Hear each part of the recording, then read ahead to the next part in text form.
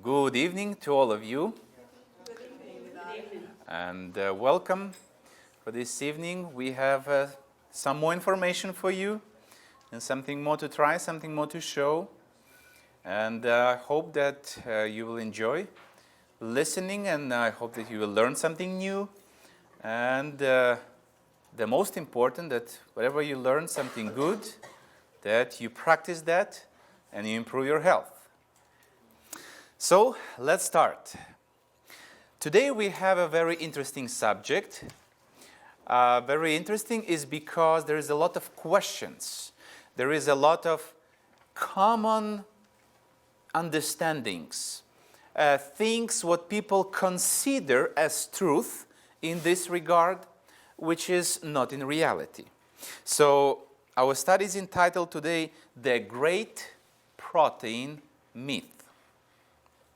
Most common traditional views in regard to protein are the following. Protein gives energy or power. Many people, they really believe that if they take those protein powders, or if they eat a piece of meat or something which is rich in protein, that will give them power. Is it true? Is it not? Why? We'll talk about that. High protein diet is the best for weight loss. And I heard people testifying that it's working. We will discuss pros and cons about this diet. Meat is the best source of protein. Is it really so? Animal protein is essential. And we'll talk about this. So one by one, we will discuss these questions or statements or common traditional views in regard to protein in details. So let's start with the first one. Does protein really gives you energy, power? So if I'm jogging, if I need to do some physical work, exercise, or just mowing my lawn, or doing something yard work, if I take, they sell those bars at the stores, protein bars, Boost Energy, they call them. So do you think if I really have one of those bars, it will give me I will feel better, I will feel more energized, and I will feel more excited to do the work or the exercise? Yes, if I buy the protein which is covered with the chocolate part of that will give me an instant energy and a boost, but not the protein. To understand properly and answer this question, we have to look at the basic first. So let me go through basics about the protein. How is protein used by the human body? So when we eat a meal, so the protein portion of that meal is, through digestion, is broken into pieces, which is called amino acids. Those amino acids then, from intestine, are absorbed and they are in the bloodstream. And from there, our cells, from different organs and tissue, they pick whatever amino acids they need for their work and for their need. Now, how those amino acids are used? 75% of amino acids are used to synthesize new proteins. So it's kind of funny. We eat protein, it is decomposed into pieces. Those pieces from the intestine go into the blood, and then they're taken by the cells again to compose proteins. So basically, the proteins as they are, they cannot get through the cell barrier and to get into our bloodstream. And even if they would get into the bloodstream, they would be immediately destroyed by the immune system. Because any protein which is not listed as a good protein or needed protein for the body, immune system would recognize as a virus, as something what has to be destroyed. And the immune system would react. Therefore, They are decomposed into amino acids, and then those amino acids are used by body to build whatever proteins they need. And those proteins are used to build or rebuild, repair tissues, skin, nails, hair, proteins for enzymes to digest food, neurotransmitters, hormones. They all need amino acids for variety of proteins. So proteins, to simplify, is just a building material. They're just but blocks. So, for example, to build a house, you need many hands, many hours of labor, but you need only a certain amount of materials, a certain amount of cubic feet of wood, of bricks, of whatever you need, a certain length of pipes, and no more. Something similar is with the proteins.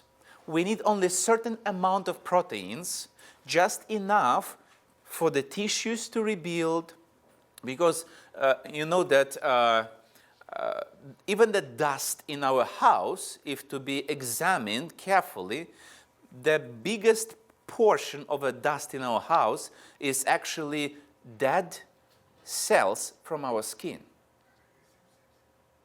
So our skin is constantly losing dead cells from its surface and regenerating. So we need proteins for that. We need proteins for hormones, for enzymes, and so on.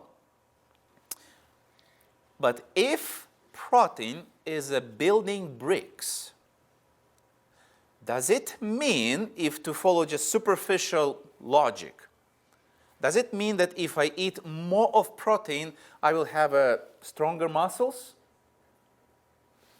That's a question.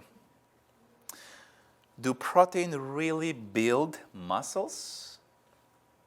No. Extra protein does not build muscle bulk. In fact, the only way to build muscles is through exercise. I don't want to discourage maybe someone, but this is truth. That all these proteins, powders, what are sold, even if you go to a gym, there at the counter they have those bottles with the proteins, liquid or powder. In health food store, in Kroger, you see all these bottles with powder, whey protein, that kind of protein, mixed with vitamins, mixed with whatever. I'm sorry to admit, but this is just business. Because the proteins we need is only a certain amount and no more. If I take that powder and drink it, thinking that my muscles will grow, it will never happen without exercise. Exercise is what building my muscles, not the proteins. Proteins are needed only for a proper functioning of muscles, but without exercise, they will not grow. Extra protein doesn't give you extra strength. Only carbohydrates can be stored in your muscles and used for energy during high intense exercise. Now, let's go a little bit deeper into details. So if I'm that believer, blind believer, that protein powder or protein bar will give me energy, and I'm buying those bars, buying those powders, or I'm eating a piece of a steak, thinking, oh, that will give me energy.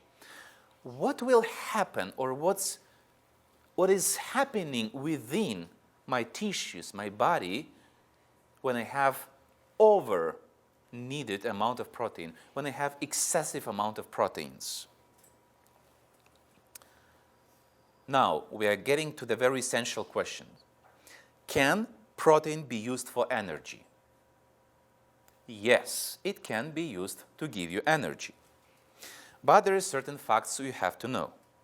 As long as you consume enough calories from other sources, protein is not turned into energy.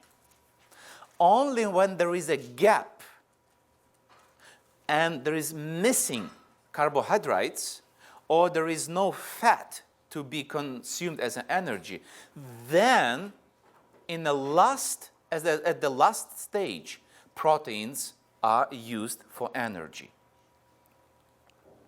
Each gram of protein equals 4 calories.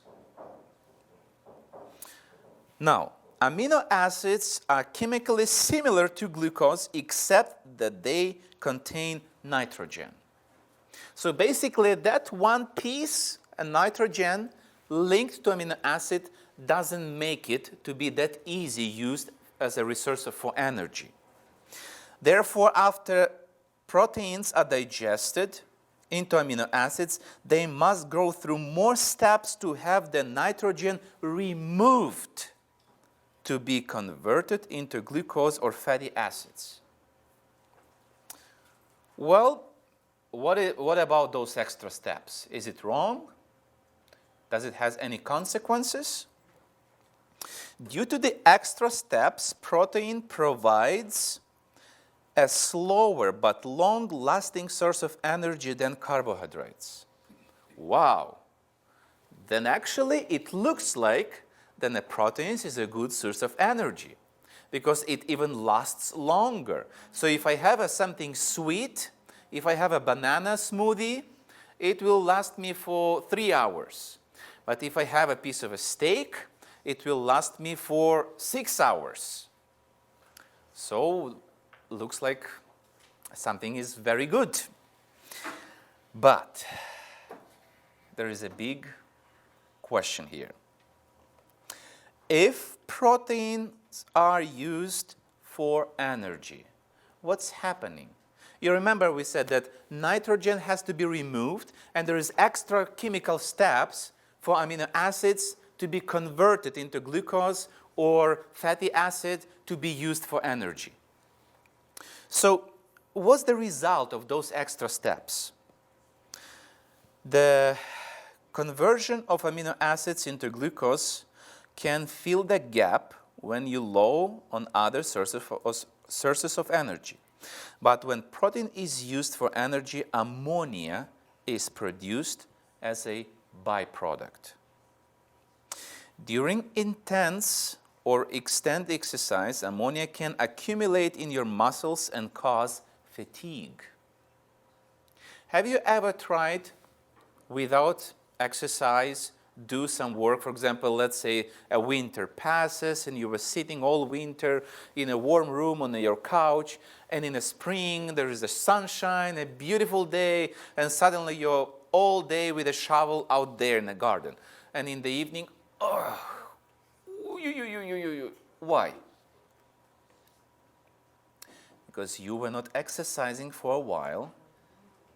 Therefore, the muscles, they have kind of memory. So if you exercise your muscle, they remember that for their daily work, they need that amount of glucose. I mean, that amount of, let's say, sugar, simplify. That amount of energy. If you do not exercise, they reduce the amount they store. And when you suddenly start to work hard, they quickly use the energy stored. And where they get the energy if they finish their stored glucose? From proteins, exactly. And therefore, the ammonia is produced. And that is causing that pain. Those acids are causing that pain in muscles. But if pain in muscles would be the only problem, I would just give you green light, go ahead and eat proteins as much as you want. Let's go further. If proteins are used for energy, we just discussed that in order for amino acids to be used as a resource of energy, they have to be converted into sugar. So amino acids, nitrogen has to be removed, ammonia is formed. In the liver, ammonia is turned into urea. The liver releases this urea into the bloodstream, and it is the main organic waste carried in our body. Then this excess amount of acids, uric acids, they have to be eliminated from our body. How? Through kidneys. Can kidney eliminate them? Yes, they can. What they need to eliminate, we'll talk about that. Here are some studies. People who eat high-protein diets typically excrete excess calcium in their urine. The body is releasing stores of calcium into the bloodstream to counteract an increase in acids caused by protein consumption. Too much calcium loss could lead to osteoporosis down the road. There were a lot of studies were done in this direction. And the biggest study, what they made in this direction, was done in Europe. In Denmark, if I'm not mistaken. They eat a lot of fish. So according to traditional views, those people should be the healthiest in regard to osteoporosis. So none of them should have osteoporosis. But what shocked the scientists, that actually they are the most who suffers of osteoporosis. Why? It doesn't make sense. Because they eat a lot of fish. There is a lot of vitamin D there in the fish meat. There is a lot of good ingredients there. So why those people are the first to suffer from osteoporosis? Because excessive amount of proteins, to eliminate that from the body, they need calcium. Where is calcium taken from? From the bones, exactly, from the bones. So the more protein you eat above the normal level what you need, the more calcium will be taken from your bones. And if you persist with high protein diet, then it becomes a chronic problem. So your bones becomes weaker and weaker because calcium is taken to eliminate those acids. A diet in which protein makes up more than 30% of your caloric intake causes a buildup of toxic ketones. So-called ketogenic diet can thrust your kidneys into overdrive in order to flush these ketones from your body. As your kidneys rid your body of these toxic ketones, you can lose a significant amount of water.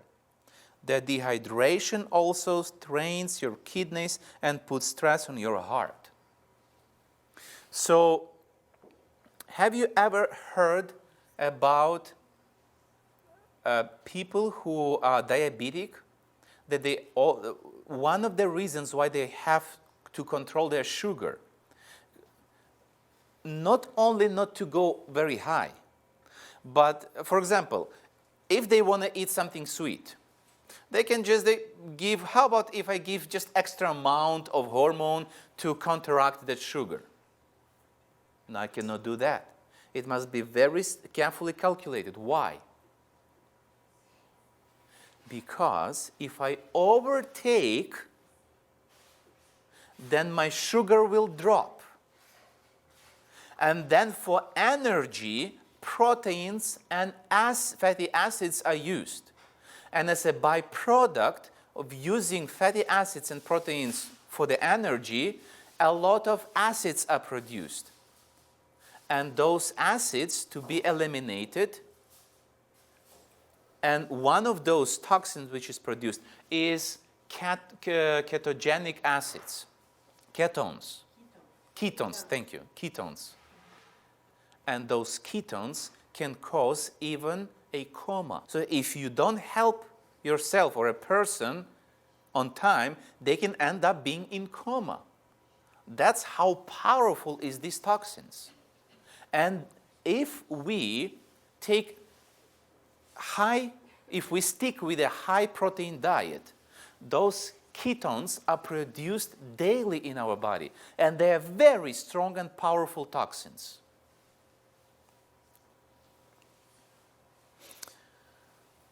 So let's summarize a little bit this. So when body uses proteins as a source of energy, high level of ammonia in the blood, high level of keto acids in the blood, which pushes the pH of our blood towards acidity. When we try to fight cancer, what we're trying to do? We're trying to run from acidity. In fighting cancer, if you read any book, what dietitians write, fighting cancer, first thing they write, make efforts that your blood is not acidic.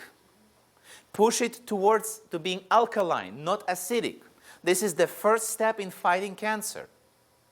So if we allow our blood on a daily basis, following the high protein diet, always to be toward acidity, this is kind of sets the stage for the cancer to play its show.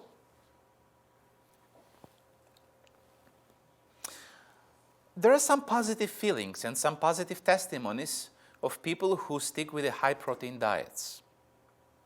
And I'd like to comment something on that. High protein diet may help you feel fuller. And it's proven scientifically. The science is well established that in general protein is more satiating than an equal amount of calories from carbohydrate or fat. So if you eat a piece of steak, you will feel that you'll stay with a feeling that you're not hungry for a way longer period instead of if you have a fruit smoothie. But there is something on the other side of the coin. And we talk about that, and we'll talk even more. Protein provides a slower but longer lasting source of energy than carbohydrate, which is interpreted as increased energy. So if I eat proteins, if I eat beans, I feel I can do work longer. In reality, if I would eat the fruit smoothie, I still can do the same amount of work. I just will feel hungry sooner. Two reasons. First of all, proteins, they give me, if they used as a source of energy, they kind of slower release of energy, and they last longer. Second, proteins are the most complicated in digestion. So they're digested way slower. This is, if you eat piece of meat, you kind of feel, well, I had a good lunch or I had a good dinner, now I'm good for a couple hours. But this is very deceiving feeling. This is what's called a very tricky feeling. Because if you eat piece of meat,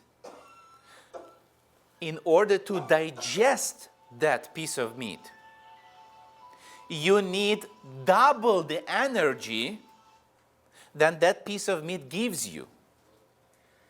So therefore, all the carbohydrates you have in your blood since breakfast will be used to digest your lunch. And then when the lunch is digested, so all the good resource of energy is used not by the muscles, but by the intestine to digest the meat. And then when those amino acids are used for energy because you are exhausted of carbohydrates, there is no more sugar. So after lunch, you're still working. Then you're working on the energy which is taken from amino acids. And as a result, when we just discussed, when amino acids are used as a source of energy, toxins are produced. And with the all following consequences.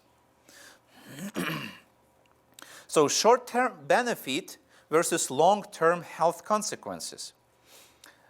Christopher D. Gardner, assistant professor of medicine at Stanford University, he states, high-protein diets like a Atkins regimen may trade short-term benefits, like you eat a piece of meat and you feel full, okay, I'm good to go, for long-term health consequences.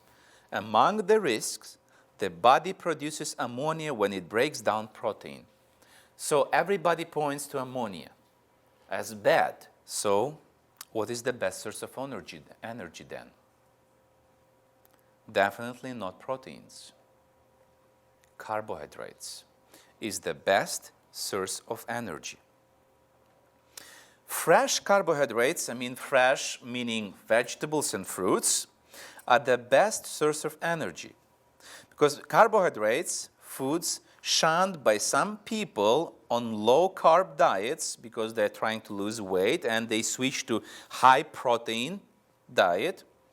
But carb diet includes fresh vegetables and fruits, which are the best sources for vitamins, fiber, and antioxidants. I don't know if you remember my lecture in the beginning of this year on antioxidants and how those are essential for our health. And these nutrients that help prevent disease. By contrast, animal foods that are high in protein are usually also high in saturated fats, which increases the risk of heart disease, stroke, diabetes, and several types of cancer. Finally, tell us, Dr. Gennadiy, how much protein? Tell me the digits. Tell me the number. How much protein I need daily? Here we go. Ideally, you should consume 0.3 grams of protein for every pound of body weight.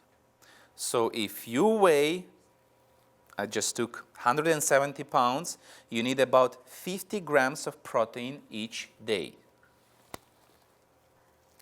Here is chopped almonds. This is 50 grams of chopped almonds. This is about the amount of proteins you need per day. No, 50, don't get wrong. 50 grams of almonds are not 50 grams of protein. No. This is just to show you the amount of protein we need. So this is chopped, so if I squeeze it in press, so basically I will have maybe that little of a cubic 50, that little, inch by inch, that little. That's how much protein we need per day. Average. If you weigh less, then even less. Can you convert that into ounces or pounds for us that are not that familiar with grams? I can do that after we are done with the lecture. Protein should also make, this is just another way, is the same what is above, it's just another approach from another angle. Protein should also make up approximately 15% of your totally daily caloric intake.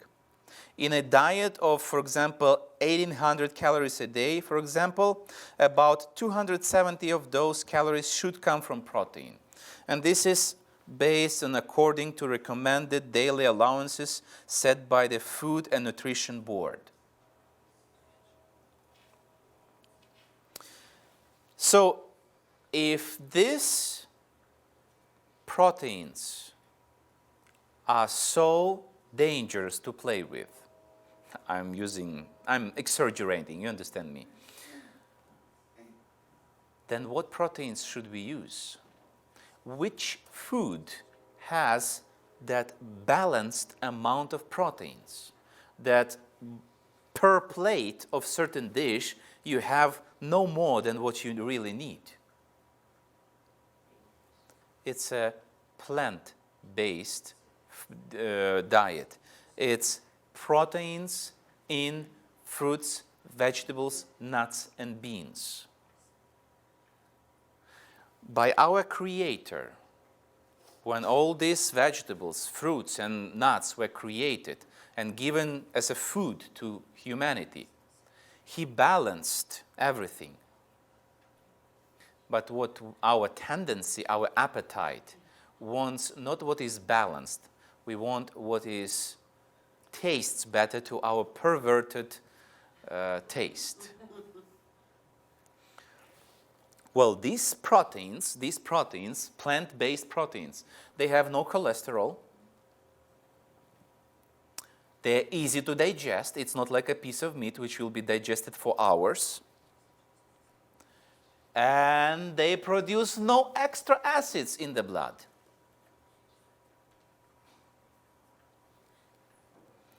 So best proteins, this is just a chart. This is, in hand, you have bigger chart. So this is just an expanded of something what you see on the screen. So basically, if you look at this chart in your hand, so let me use this chart. It's easier for you to follow me. So for example, let's say I need about 50 grams of protein per day. In the morning, I have a smoothie, and I put there a little bit of almonds and walnuts. So per 100 grams, or 3.5 ounces, you see on top here, it says per 100 grams or 3.5 ounces. So basically, in a 3.5 ounces of walnuts, you have 15 grams of protein. Almonds, you have 22 grams of protein. So a little bit, 2 walnuts, a little bit of almonds in my smoothie in the morning. If I'm having quick oats or something like cereals for the breakfast, I have even more proteins. For lunch, I might have some lettuce, some tomatoes, cucumbers. Those are not rich in proteins, but I may have some spinach. I may have some broccoli. I may have some beans. Those are rich in proteins. And for the dinner, I may have something cooked with maybe just a piece of something baked with an egg in it. Then I already have more than enough proteins per day. We have to understand that proteins is not to be looked as a source of energy, period. Source of energy is carbohydrates, fresh vegetables and fruits. Now, speaking of proteins, we do need proteins. So we figure out how much. Now let's find, or I'm trying to double prove, which is the best source of protein. Is meat the best source of protein? Perhaps you already know the answer. If I asked you this question, we assume that your answer is no. Yes. Meat does have, it is true, meat does have most the essential proteins. But, back to square number one. Meat eating pushes the pH of our blood towards acidity, delays digestion. So food spoils in the intestine and produces a lot of toxins. And as a result of those toxins, chronic fatigue, headache,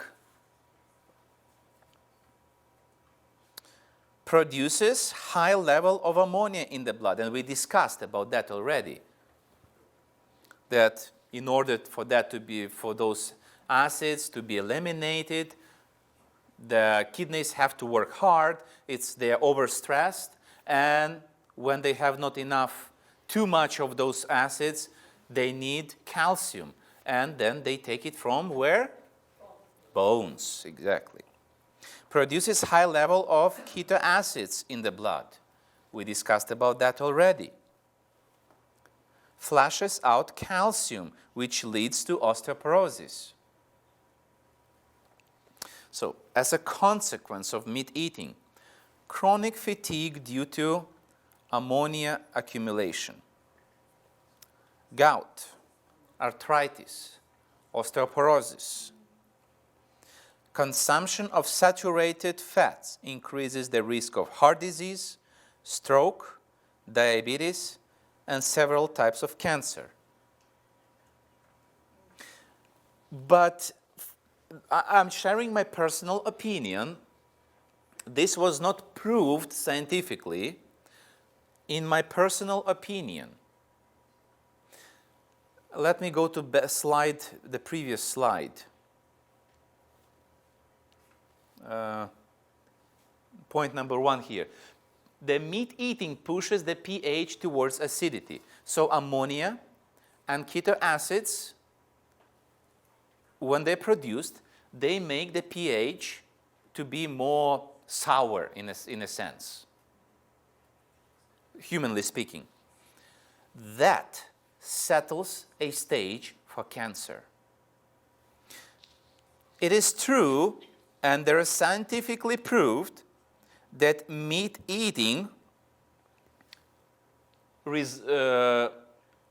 and saturated fats, they help in developing or quickening the development of several types of cancer. But I would say that saturated fats, they play a major role in direction to the stroke and heart diseases. Saturated fats and cholesterol, they are linked directly. Saturated fats, they are not linked directly to cancer. But acidic blood, that is linked directly to development of cancer. So from both perspectives, so even if you eat kind of a meat that very low in fats, that you choose like a muscle part of a meat or something, which is low in fats, it still produces those acids, and it still makes your pH, pushes your pH towards acidity.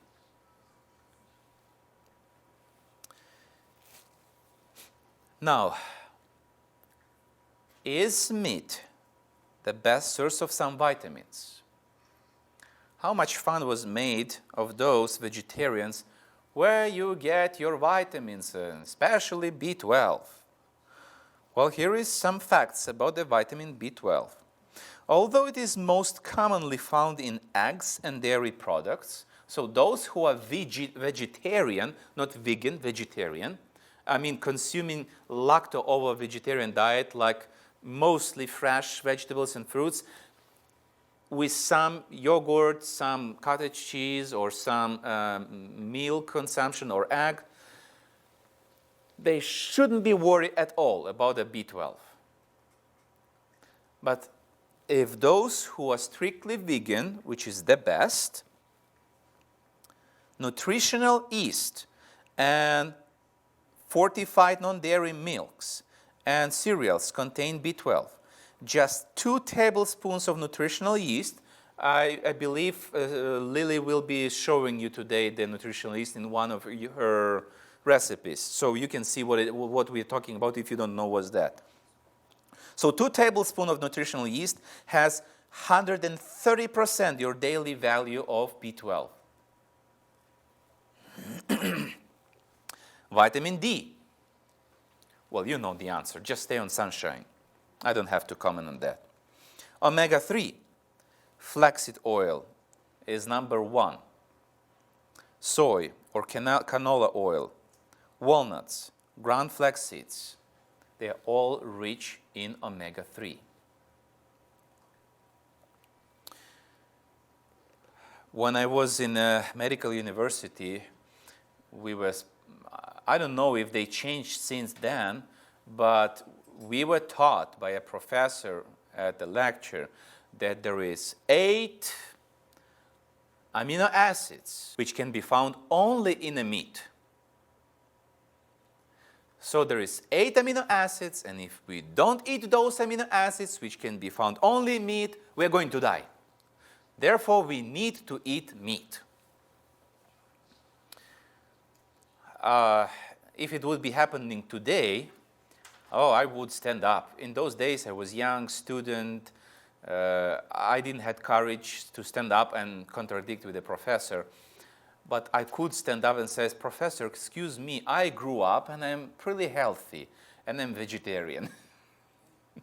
And I never ate meat in my life. According to a Harris interactive study commissioned by the Vegetarian Research Group, approximately 5% of the US population are vegetarians, close to 16 million people. And about half of those vegetarians are vegan. So if one vegan survives without meat and dairy products, maybe it's just exception. 2 vegans, miracle. But 8 million just in US, it's not a miracle, it's a fact. In the end, I would like to give a quick summary, but from a little bit different approach. I'll give you some slides without commenting, just for you to consider. Who is stronger? A meat eater or vegan? The elephant is a vegan, you know that. Grass eaters are stronger and have more endurance than predators.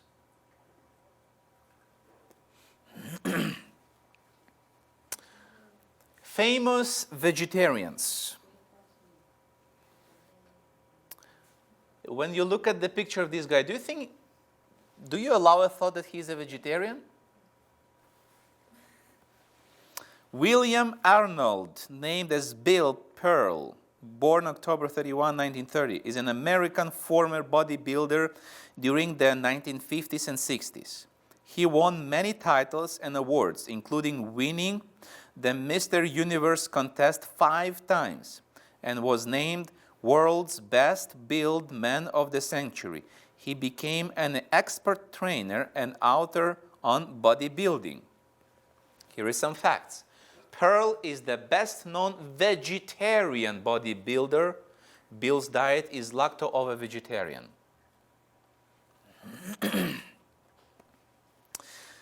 Tony Gonzalez, former tight end for the Kansas City Chiefs and Atlanta Falcons, is probably the most famous vegan. These guys are working hard. Have you ever seen their training, how they are pushing those machines?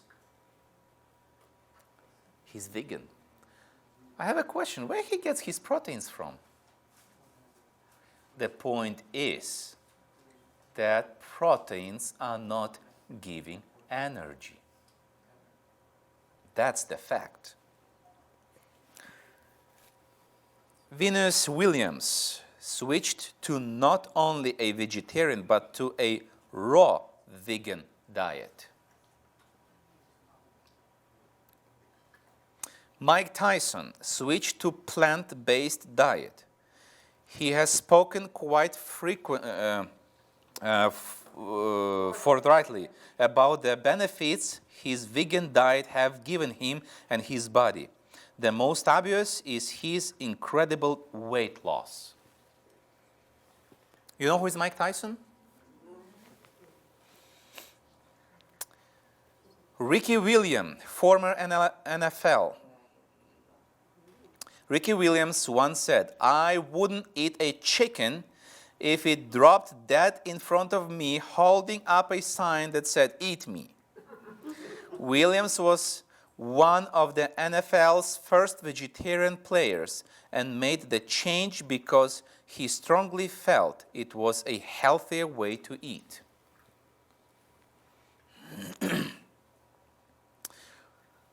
Walter Killer Kowalski, Canadian professional wrestler. People ask me different questions about being a vegetarian, such as, where do you get your protein? I would say to them, elephants, they're vegetarians. They grow up big and strong. And horses, they have tremendous endurance, and they're vegetarians. But meat eaters, like lions and tigers, they have a short lifespan. I can keep you till morning showing the list of famous vegetarians. The conclusion is that the best proteins are plant-based proteins. Because, for example, if you take something like broccoli, or if you take beans, or if you take nuts, it's balanced. The amount of beans you can eat per meal would not give you excess amount of proteins. But the amount of meat people eating per meal definitely gives you an excessive amount of proteins over not what you need per meal, what you need per day. What happens then with those proteins? They have to be digested, and they have to be eliminated. So in order to digest meat, body is using carbohydrates because it needs a lot of energy to digest meat. Then in the afternoon, the body needs energy. Where it takes from? From amino acids. What happens? We already spoke several times. So basically, what we are trying to inspire you, encourage you, from common concept to healthy diet. This is the switch you need to live healthier, happier life. We are not asking you to become raw vegan today or tomorrow. I'm just giving you a concept, a basic, what you have to know about proteins and meat consumption. And we're giving you options to see that you can live and eat healthy, delicious food being vegetarian. So this is it with my presentation for today.